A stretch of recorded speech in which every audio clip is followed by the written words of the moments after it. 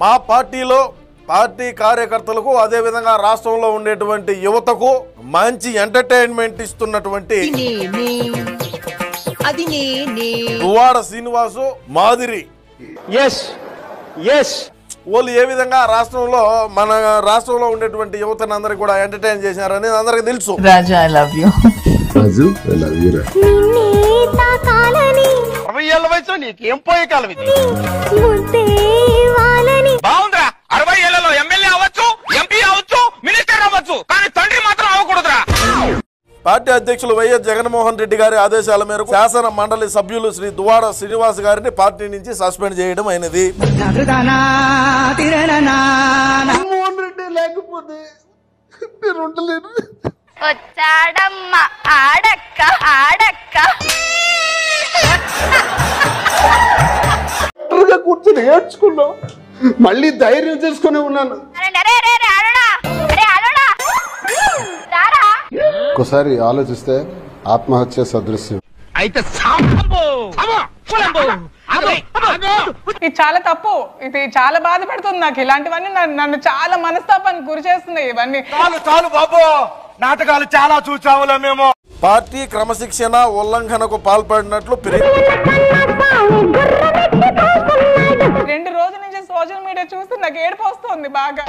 కాసేపు ఊపిరి బిగబట్టు, పోతాయి ఎక్కిళ్ళా ప్రాణాలు, దరిద్రం వదిలిపోద్ది. ఫిర్యాదు వచ్చిన నేపథ్యంలో పార్టీ క్రమశిక్షణ కమిటీ సిఫార్సుల మేరకు పార్టీ అధ్యక్షుల వారు ఈ నిర్ణయం తీసుకోవడమైనది. నేను ఉండలేను, చచ్చుండేవాడిని సార్.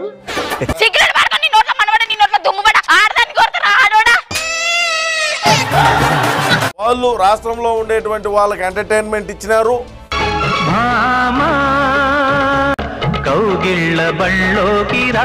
వాళ్ళు చేసినటువంటి తప్పేంది? మీ ఇద్దరు సంబంధం ఏంటి? అక్రమ సంబంధం. అవును, ఆమె చెప్పింది కదా, మేము ఇదే అది ఇంకొక రకమైన మాట.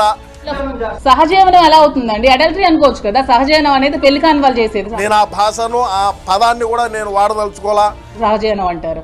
పెళ్ళైన ఇద్దరు అమ్మాయి అబ్బాయి చేసేది అడల్టరీ అంటారు. నీ అబ్బా, నీ వల్ల నా జీవితం నాశనం అయిపోయింది. నీ వల్ల నా జీవితం నాశనం అయిపోయిందిరా. ఆమె మాట్లాడింది, ఆమె మీడియా ముందు వచ్చి మాట్లాడింది.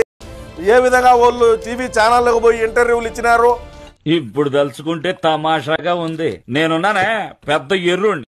అదే కాకుండా ఇప్పుడు వాళ్ళు చీరల వ్యాపారాన్ని కూడా ప్రారంభోత్సవం చేశారు. మాట్లాడుతుంటే నాకు చాలా బాధేసింది. నేను ఎక్కువ బాధపడింది. అదే తాడి చెట్లో పెరిగాడు కానీ బొరలేదానికి ఇవ్వడం జరిగింది. డాక్టరేట్ ఇచ్చినటువంటి మనిషిని మన పార్టీ నుంచి సస్పెండ్ ఎందుకు చేయాల్సి వచ్చింది జగనన్న అని మన ఊర్లో ఆడికంటే పెద్ద ఎదవ పొరంపోకు ఎవరున్నారు? నేను ఈరోజు అడుగుతా ఉండా.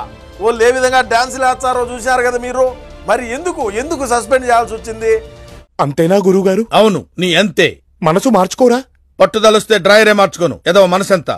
మరి ఇప్పుడు నువ్వు ఉండవనే కదా గతంలో అచ్చెన్నాయుడు గారి మీదికి ఏ విధమైనటువంటి పదజాలం వాడినాడు. ఏడుపు వస్తుంది సోదరా. దేనికి పార్టీ నుంచే సస్పెండ్ చేశారంటే అంటే అంత డెకాయిట్ అంత బఫూన్ అనుకుంటున్నారా? ఇప్పుడు సస్పెండ్ చేశారు, బాగానే ఉండదు. దేనికి చేయాల్సి వచ్చింది? ఇన్ని రోజులు ఎందుకు చేయలా? నేను అనేది ఇన్ని రోజులు ఎందుకు చేయలా?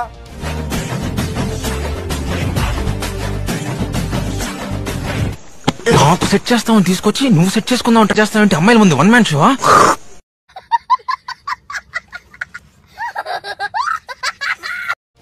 ఇప్పుడు ఆమె మొదటి భార్య ఉన్నది, ఆమె వాళ్ళ బిడ్డలో ఉన్నారు. ఏ విధంగా ఆడ గొడవ జరిగింది వాళ్ళ ఇంటికాడికి పోయి ఆ రోజు ఎందుకు సస్పెండ్ చేయాలా? అంటే అది ఇప్పుడు మన సాక్షి మీడియాలో వేయరు, ఎందుకంటే అది అవులే అని తెలుసు. నేను మరీ అంత ఎదవలా కనపడుతున్నారా? ఓ మాదిరిగా కూడా కనపడలేదా? ఇది అంటే మన పార్టీలో కూడా ఇటువంటి సస్పెండ్లు జరుగుతాయా? చూద్దాంలే. చూడటం కాదండి, మీరు చెయ్యాలంతే. సరే, మీరు ట్రై చేస్తారన్నారంటే అది ఓకే అయిపోయిన